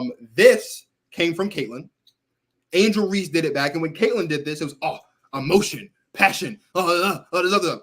Yeah. Angel Reese does this, and she's a thug, she's a showboat, all this other stuff. So again, going back to the original point about how Mike and you made this point a couple days ago on your show about how black athletes and white athletes are not treated the same way in sports. Right. That's what this goes to. So I'm not saying that Caitlin doesn't deserve credit. Right. But if we're baking a pie and we're baking a pie of credit, would Caitlin get the biggest slice on the pie? Right. Yes. but so many other people deserve a slice of that pie. And I think, and I'm going to be honest, and I don't think anyone else has said it, so allow me to be the first. Yeah. There's one party that I would say deserves the second most or even the third most if you want to give it to Angel, that for some reason we choose to ignore all the time. Or not all the time, but since all this has started, it's the defending champion Las Vegas Aces, who as soon as Caitlyn declared for the WNBA and as soon as Caitlyn got drafted, it's like, oh, we completely forgot about the fact that this season, aside from Caitlyn, aside from Angel, aside from all this season is still about whether or not the Aces are going to three-peat. That's still what this season is all about. The most important thing. It's the most important thing. If you're here because of Caitlyn, great. If you're here because of Angel, great. If you're excited for all these rookies, great. Love that for you. If you're excited about free agency moves, got you. Here's the thing. You know why all that stuff's exciting? Because we are on the precipice potentially of the first three-peat since the inception of the league. Right. And I hate the fact, and I'm not even just saying this as a fan, I'm just looking at it from a sports perspective. I hate the fact that the thing that has been the biggest story going into this season from the moment that Aces won the finals last season, that has somehow been lost in all of this because we have all these new fans who just want to show up and say, thank Caitlin Clark because the WNBA is garbage. Nah, buddy, Caitlin Clark or not, this season is about who's stopping the Aces from a three-peat. The first three-peat since the Comets did it in the first 4 years of the season. That's what this season is about. And so if we're being completely honest, despite how big of a name Caitlin Clark is, I know that she's a household name at this point. I know she's a superstar, she's a box office attraction, all that stuff I said earlier. Guess what? Let's be completely honest. If the Aces, especially when they get Chelsea Gray back, do hit that stride and they do win this championship, Caitlin can win Rookie of the Year for all I care. Guess what, buddy? Caitlin Clark's rookie season is just a footnote in the history-making story and the next chapter of the legend that is the Las Vegas Aces and more specifically Asia Wilson. And that's the part that's lost in all of this. Caitlin Clark's rookie season can be nothing more than the answer to a trivia question. Right. When did Asia Wilson win her when did the Aces win their third consecutive championship? When did the WNBA see the second ever three-peat? Oh, just so happened to be Caitlin Clark's rookie season. Right. That's it's what like and Victor Wembanyama is the same thing. We're not reacting to that as such. We're not reacting to that as such. And that's what's bothering me the most. Right. Would you say, well, like, that's my bad. I didn't mean to cut you off, but like, I love that you're saying that because it's like everybody, the Martian, you know, we're talking about the alien. We're talking about Victor Wembanyama. That's great. That's cool. A little footnote. Team was ass. And we are not talking about them anymore. Team sucked. Right. But that's cool that this was Victor's rookie season. But guess what? Either Luka's winning his first chip or Jaylen Brown and Jason Tatum winning theirs. That's all that matters. And that's what it is. And really quick, I want to hear, Martin, I want to hear your opinion, but I do want to say this because as just, according to Pat McAfee, as a white person, I'm going to just break it down and let you know what it is from my perspective. You are not Jackie Robinson, and I'm not going to treat you as such. And we're having these conversations like you're the first white woman to ever play in the WNBA and that you're getting bullied and everyone hates you. You are not going through what most people went through at all. The struggle is not there. The racism is not there in the terms of which it was with Jackie Robinson. Kelsey Plum, Sue Bird, and so many other greats crawled so you could run. And I've seen it time and time again. And my big thing, we'll get into Stephen A. Smith in a little bit. And I'm 24, fresh off. And I think I have covered the WNBA more than Stephen A. Smith. I have covered legends in this league. My rookie year in the W as media was Sue Bird's last year in the league. And that was, I never got a chance to talk to Sue, and that was always on my bucket list. And maybe one day it'll happen. But, there's so many legends that come before Caitlin, and especially not white or not, Maya Moore, Sylvia Fowles, Lisa Leslie, the list goes on, Nancy Lieberman. We could do this all day. Like, there's levels to this. Shout out Nancy, by the way. She's doing great things in the Big Three league right now. But and so is Lisa, low key. Yeah, true. But what I see right now is a lot of people giving this Jackie Robinson-esque mentality, talking about Caitlin Clark is getting bullied and they hate her because she's white. Shut the fuck up. Like, I'm so sick of this shit. Let me tell you something right now. Chicago loves Alex Caruso. We love Alex Caruso because he's grit and grind all the time, and that's what he does. He's one of them. That's our bald brother. That is Jordan 2.0. But in all seriousness, man, like we're gonna sit up here and act like this is a race thing. KP did not have the same issues. Sue Bird did not have the same issues, but they went through the same things. You know what I mean? Like, you're just seeing it. That's the difference. No one saw Sue Bird go through the things Sue Bird went through. No one saw KP struggle in Las Vegas when no one gave a fuck about Vegas before Asia Wilson was Asia Wilson. No one talked about those things before Becky Hammon got there because no one cared. No one gave a fuck about the league, and that's what it is. You're seeing now what we've seen for years. Point blank, period. I watched Kalia Copper lose her head coach and general manager. No one said a fucking word. Like, period. But Martin, please, I want your opinion on Martin, it, bro. let me Go ahead, Marcus. Question too, because Mike just reminded me of something, and Martin, we talked about this before. Paige, when Paige gets to the league next year, first of all, I need us to not run through this again with Paige the way that we're running through with Caitlin. But more specifically, if there's one major difference between Caitlin Clark and Paige, and I'm not saying this like it's Caitlin's fault or anything, but Paige did it. Do you remember in, what was that, 2016? When Paige won that ESPY? Was that 2020? When Paige won that ESPY? 2021? And she gave that speech about how she appreciates all the media attention, but this is not me. Like, I am only standing on the shoulders of those before me. More specifically, I'm standing on the shoulders of the Black players before me. Amen. And their emphasis. Now, and someone feel free to correct me if I'm wrong. In all of the attention that Caitlin has gotten, I don't think she has outlined it that way. She's definitely mentioned the legends before her, but she hasn't outlined it that way. The other person that's done that has been Kelsey Plum. And Martin, you and I talk about that a lot as well. How Kelsey Plum kind of did the same thing. When they were kind of shoving Kelsey Plum down people's throats, they was like, hey, look, that's cool and all, but I'm not the person that you want. I'm not the media darling. I should not be the face. And so, Martin, my question to you is, because Pat McAfee said it, other people have said it, Stephen A. even said it today on First Take, how Caitlin Clark is now the face of the WNBA. But in reality, she's not the face of the WNBA. And I just want to get your thoughts on that, because if the face of the WNBA is just whoever is the most popular at that point, then by that logic, this time next year, Paige will be the face of the WNBA. And by the year after that, however long till Juju gets here, then Juju will be the face of the W. Like, I want, like, so when we're talking about Caitlin Clark and all this attention, we also have to remember there are a lot of people, like Mike said, there are a lot of people that came before Caitlin Clark, some of whom are still in the league, that are still not getting the credit they deserve for what they've done to help grow the game as well. Candace Parker retired and no one gave a fuck, but please, Martin, please continue. Yeah, that's the craziest thing. That's overshadowed by Caitlin Clark as well. So this is what's interesting to me, right? Because at the end of the Stephen A. Monica thing, at least the end of the clip that I saw, Shannon tried to jump in and say that she was helping make Stephen A.'s point about the fact that like we care more about the WNBA now because of Caitlin. And I think it's clear. It's clear. It's a valid thing to say that more people are interested and talking about it and stuff. Caitlin's name is the most popular name. Yeah. And that's fair to say. I guess this is my thing, guys. And you guys know, like, I'm at the end of the day, I'm a basketball guy. That's the main thing I think about is like the basketball.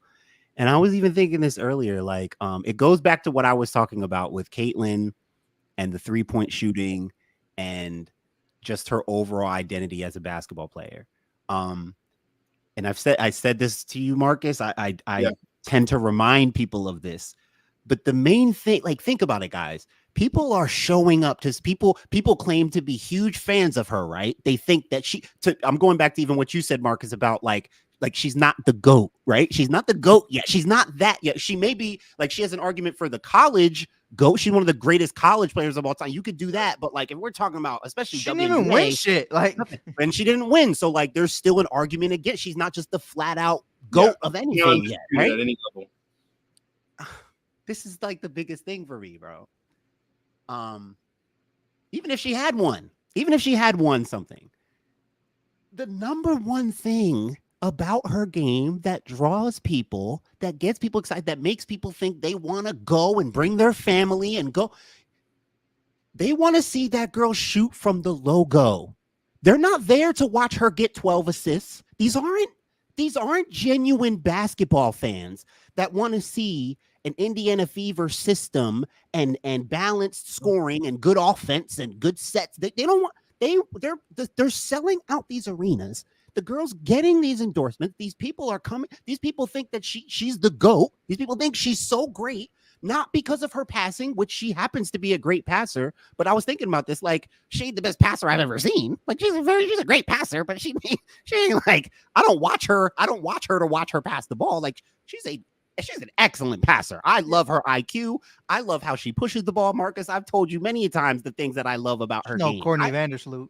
Man, listen, I'll pull a clip from my men's league right now to show me shooting from half court. I believe in shooting from deep. I was a shooter in my day. So I'm not anti-shooting deep threes. Like I'm all for that. I am that. But when you think about the basketball, do y'all really think that she's the best? Do people really like? She's not the best player I've ever seen. She's one of the best. She's one of the most exciting. But the main things that go with that are the deep threes, bro. And it's not an indictment. It's not a criticism. It's not to say that that's the only thing she brings to the table. That's the only thing she does well. I've already said what else she does well, right? But to go back to the main thing, like if she can't be the best, she can't be the number one draw. She can't be the face of the league if she's not the best all around. If she's not the best player in the league, she's a draw. She's attention. She's popular. Martin, she's exciting. The only thing that makes her exciting, and this isn't a knock. It's the truth. People show up and flood those arenas to watch her shoot from the logo. That's all they want to see. They don't care about the assists and her and Aaliyah's two-man game, and they don't care. They're there for Caitlin and the deep threes. Which is brand. That's what they want to see. And if that doesn't happen, they think something's wrong. They think there's something's wrong with the product or the coach or the team, or they're like, wait, why isn't she doing why is she shooting deep three? It's like, bro, this is basketball. You don't just walk in and just do that stuff, right? Which is why, to your point earlier, Martin and Mike, about the roster, and Martin, you and I kind of got into this a little bit last night. I got a lot of heat a couple months ago when the lottery happened. And I said, and this is before Paige said that she was going to stay. And Mike, I don't know if you saw me say this or not, but before we knew that Paige was staying at UConn, one of the very first things I said was, if the Los Angeles Sparks were smart at 2, they wouldn't draft Paige if Paige was available, because they don't need another guard. Oh my God. They need a big. They need Cameron Brink. Yeah. Caitlin Clark is a generational talent. I understand that. And there's a lot of people in those comments that said you can't pass up on a generational talent. Sure you can. Sure you can. The reason she's generational is because she shoots logo threes. That's the only reason why. The only reason why you want to call her generational is the only thing that makes her generational. That's fine, but I can't get over that. And I made this point to Martin last night, and Martin gave me a good counterpoint. But what I said was, there's one reason why you draft Caitlin Clark for the Indiana Fever, and it's for all the things they've gotten. Sold out arenas, more eyes on the franchise. Of course. That's it. Yeah, 100%. If you actually sit down, as you guys were talking earlier, and look at that roster, and they've got Erica Wheeler, and they've got Alyssa Smith, and they've got Aaliyah Boss, and they've got Grace Berger, who, by the way, really good basketball player. By the way, they've got Kelsey Mitchell. Look at that roster, and you look at the players in this draft. And you say, okay, well, who fits? If the goal of the Fever this season is to get back to the playoffs for the first time in God knows how long, what do we need on this team to get us there? The answer is not a guard. And it's certainly not a guard who shoots threes, hits layups, has no mid-range game, and is a great passer. That's not what it is. Because Kelsey Mitchell did just fine as the lead guard last season. Yeah. And if we're being completely honest, if you take Caitlin Clark off of this team right now, based on the way Caitlin's played, I don't think there's a difference in the positive direction or in a negative direction as far as they're worse. Right. You're the worst team in the league. So how much bad could it get? Yeah. That's my point. That's my point. Right. Dare I say, because of the way that Alyssa Smith, who I would say has been the most consistent so far this season, when she's been playing, I think Aaliyah Boss will be a lot more comfortable. I think Kelsey Mitchell will be a lot more comfortable. All these players I think will be a lot more comfortable.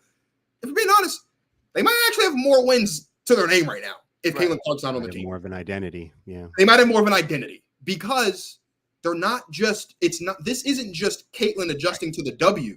Right. What their coach is trying to do is their coach, Chrissy, and again, bless her heart, just her second season. We'll cut her some slack. Her coach is not saying, okay, Caitlin, you're new here. This is how we do things. No. What she's doing is she's saying, all right, we've got Caitlin here, and she likes to run up and down the floor and she likes to shoot logo threes. So everyone else on the team is going to adjust to that. That's why they have 2 wins on the season. It's because they don't have an identity. Because what worked for them last season, they abandoned all of it for this whole new system. And so, which is why I am of the mindset at this point. And again, it's not to say that Caitlin wasn't the best player in the draft, and not to say that Caitlin shouldn't have gone number 1. It's to say that if the goal of the Indiana Fever was to make it back to the playoffs, to put a roster together this season that could potentially be competitive and return to the playoffs, then Caitlin Clark is not the pick for Indiana. Yeah. The pick for Indiana is Rickea Jackson. That's who they should have picked. But again, when you have a big name in Caitlin Clark and you're a bad basketball team, you can't help but get her. Yeah, I understand. I'm with you. I'm just saying from a roster construction standpoint, as you guys mentioned earlier, sure, the person that they should have drafted was not Caitlin Clark, because Caitlin Clark doesn't fit this. And so now you've added more pressure, because as Martin and I talked about last week, Mike, can you name another rookie other than Caitlin Clark that's expected to be the best or second best player on her team right now? No. Camila Cardoso. No. Not even Camila Cardoso. I would say Camila. No, I'm so serious. Like I've watched. She gets healthy. She looked really good. She looked really good. Maybe, but I don't think Angel's put in that situation. I love what you guys mentioned the other day, that Angel wasn't kind of supposed to be that number 1 option, but Camila for sure I think is expected to be in those conversations right behind Marina Mabry, and I think it's going to come really quick. But I'm with you. Like, and you know, at this moment though, like entering the season, and it was and said you got to be the second best player on the sky, right? Right. No one did that to Angel. No one's doing that to Aaliyah Edwards. No one's doing that to any other rookie. We're not relying on you to do well for us to win games. Like, you're not our Fever are relying. Right. They're relying. I talked about Martin the other day. We're not talking about Rickea Jackson enough. I know she just started the other day because of injuries and stuff, but Rickea Jackson in their first game against the Fever 2 Fridays ago, she had 16 points, led all scores, played great. Off the bench, Cam Brink, she starts, but she's not the best player on that team. Right. Ain't nobody talking about no JC Sheldon. I know that much. She was a top 5 pick. That's true. I ain't heard a peep about her. No one's talking about JC Sheldon, right? Caitlin Clark don't like her. That's what happened. No, I'm playing. But no, I do think though, Marcus, to your point, like I was talking to Jeff Pagliocco, who's GM of this guy, and like with Paige, there were so many different conversations about like, well, we got to wait and see. Because in all reality, this guy got the number 3 overall pick. If Paige is there, there's a potential conversation of Paige Beckers and Angel Reese right now, rather than Camila Cardoso, or even Camila Cardoso. I don't even Cameron Brink maybe even goes at 3 to Chicago. I have no idea. But like, there's so many levels to like, oh, well, who's staying an extra year, who's not. I love all the points you're making because the collegiate game is changing so much. I think like for me, the big takeaway and the big breakdown is really, I think today, what is it?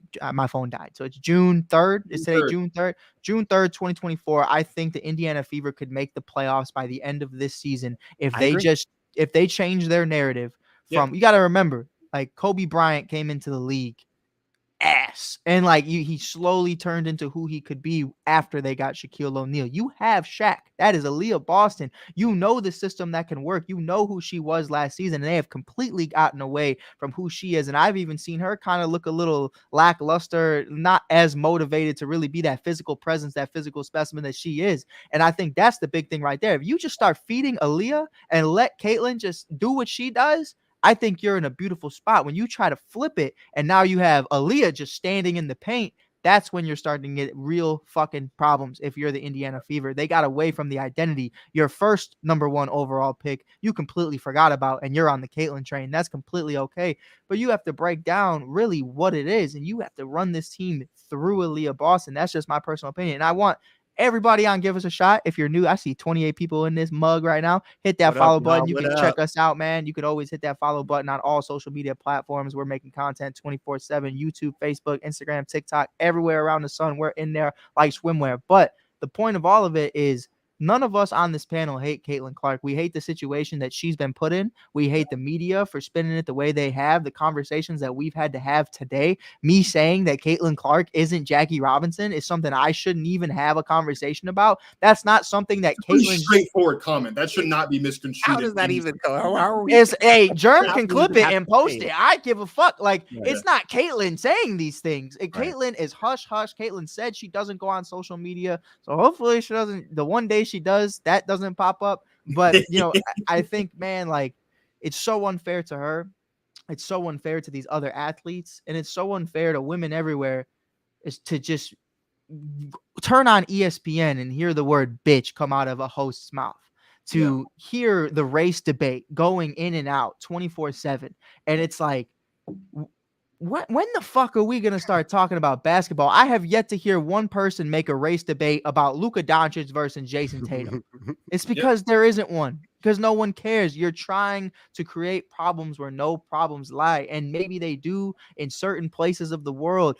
Iowa. But that's not Caitlin Clark's fault. That's not anybody's fault that racism exists in this world. But what we can do as hosts of shows, as analysts, as reporters, I'm big on this. I've been making it the fucking bio in my bio because I said it the other night when I was talking to one of my good friends on the beat for the Chicago Sky. There's a lot of people selling stories and not a lot of people telling stories. And I think that's one of the biggest issues right now in the W is everybody's trying to get their 2 seconds of fame. Everybody's trying to talk to Angel. That's why let me tell you something. The Chicago Sky get fined $5,000 because Angel Reese doesn't come out. Angel Reese wasn't the talking point of that game. Angel Reese wasn't the main star. It was Camila Cardoso's first game in the WNBA, and Chennedy Carter had her altercation. Those are the 2 people that should come out. No one cares about that 2 years ago. We've had time and time again, hey, someone's not coming out. We're going to have someone else. Okay, cool. No problem. No one cares. Someone felt slighted. Someone felt shitty in the butt because they didn't get to talk to Angel Reese. You should be there more than just talking to Angel Reese. You still got to sit there and talk to Camila Cardoso, a national fucking champion, a 2-time national champion, one of the best players to ever fucking do it at the collegiate level. And everyone wants to talk shitty because they didn't get their little Instagram reel. I could give a fuck about your podcast or anything, your article, whatever you got going on. I could give a fuck. Neither could Angel. $1,000 fine. Blow shit on it when you give it to him because she does not give a fuck.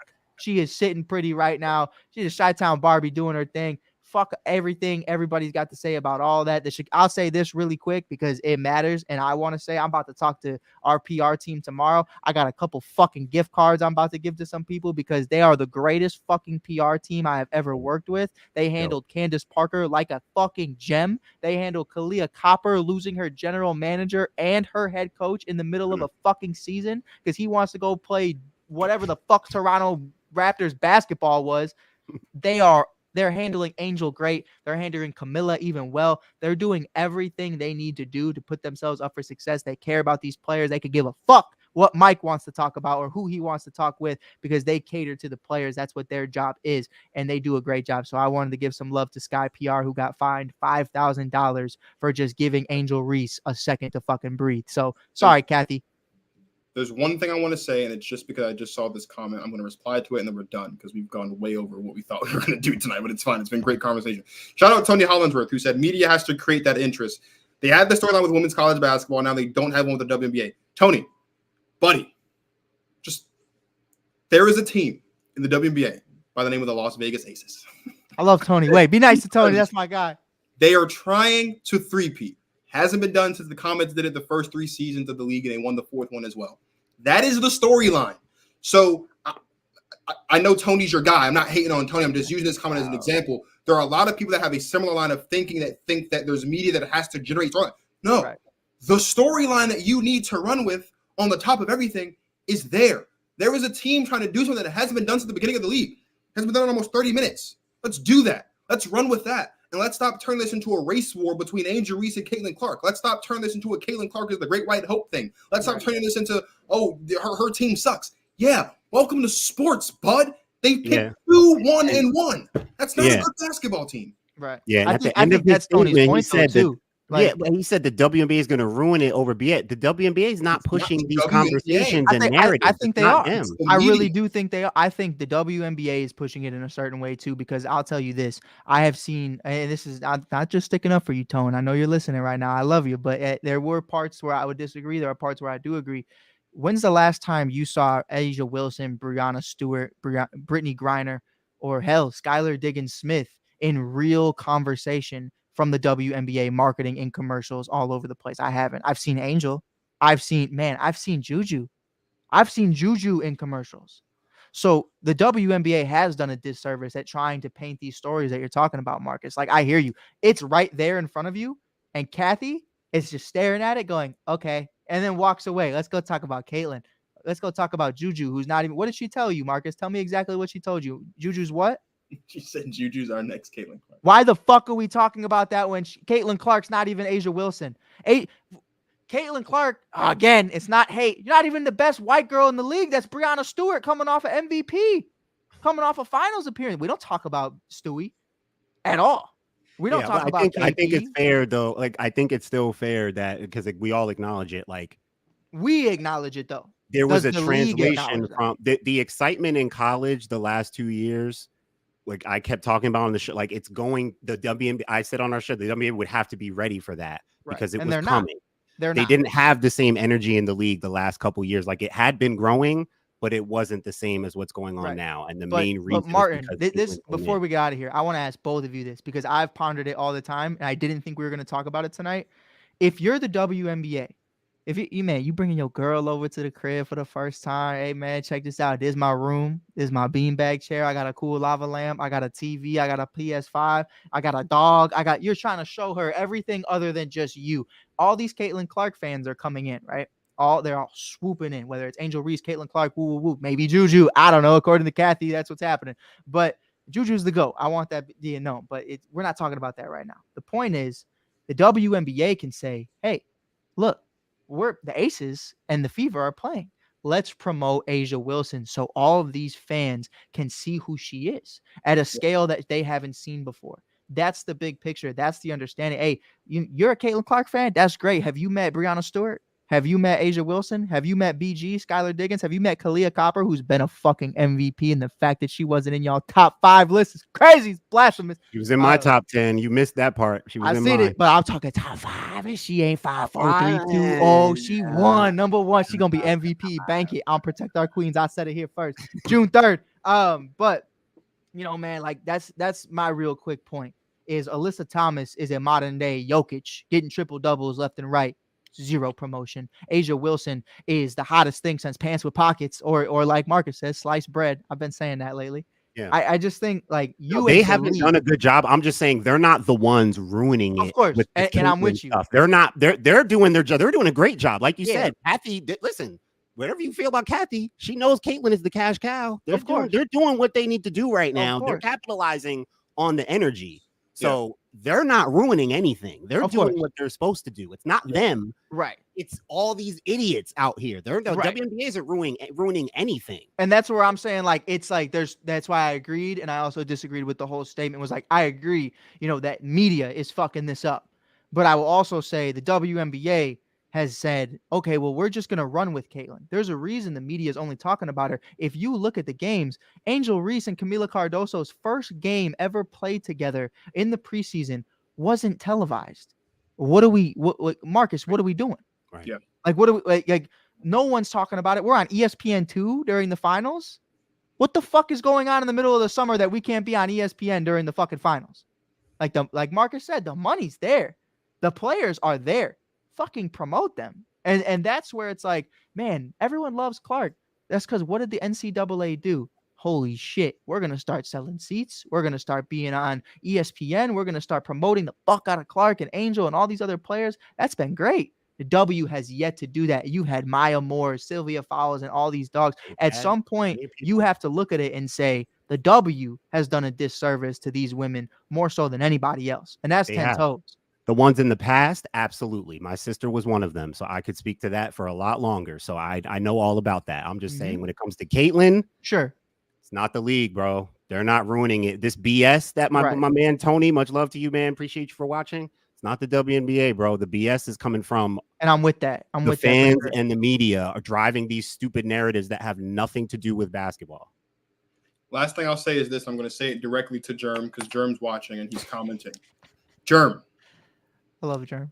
The point of having. What did he say? No one cares about the Aces? So he said no one cares about the Aces. He said only hardcore fans care about the Aces. Germ, buddy, let's put this in football terms because you watch football. You know football, right? Let's say there's all these people who never watch football because of Caleb Williams. And they think that Caleb Williams is the greatest thing since sliced bread. Got you. Okay, great. Germ, what you would do is say, oh, yeah, here's this guy, Caleb Williams. He plays for the Chicago Bears. Let's talk about that other guy in Kansas City who's a multi-time champion, who's the best thing walking at the position on the face of the planet. That's what you do.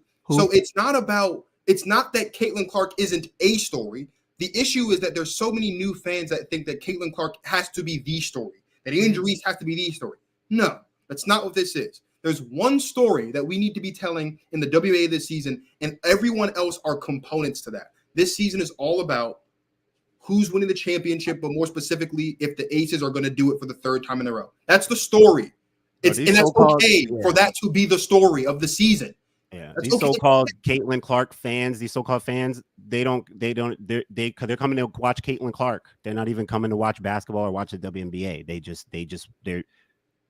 They're not even WNBA fans. They're Caitlin Clark fans, and that's okay. And if it is fine, but like I feel bad for them if Caitlin's going for 3 points, 1 for 8 from the field, and they feel like if you're only there to see one person, and that one person isn't what you think they are. And that's where people are saying maybe it might fall off. That's why people are like, let her cook because you should want her to cook because that's what people are coming to see. I get it, but guess what? It don't work like that. Not in basketball, bro. It don't work like that. It just doesn't. We're not complaining about more viewership. What we're asking for is informed viewership. Thanks. All right. This has been great. We've gone 40 minutes over time. My brother in Christ, Martin Soares, and I likely won't have an episode of Protect Our Queens this week. We'll figure it out, but we might just wait till next week. Thank you, though, to Mike Hughes for really putting this together because Mike Hughes is the one that asked if we can all get together tonight. Boy. It all happened. Shout out Mike Hughes, host of the Shy Kid podcast on the Give Us a Shot Network. Shout out to my guy, my brother in Christ. Great work, Mike.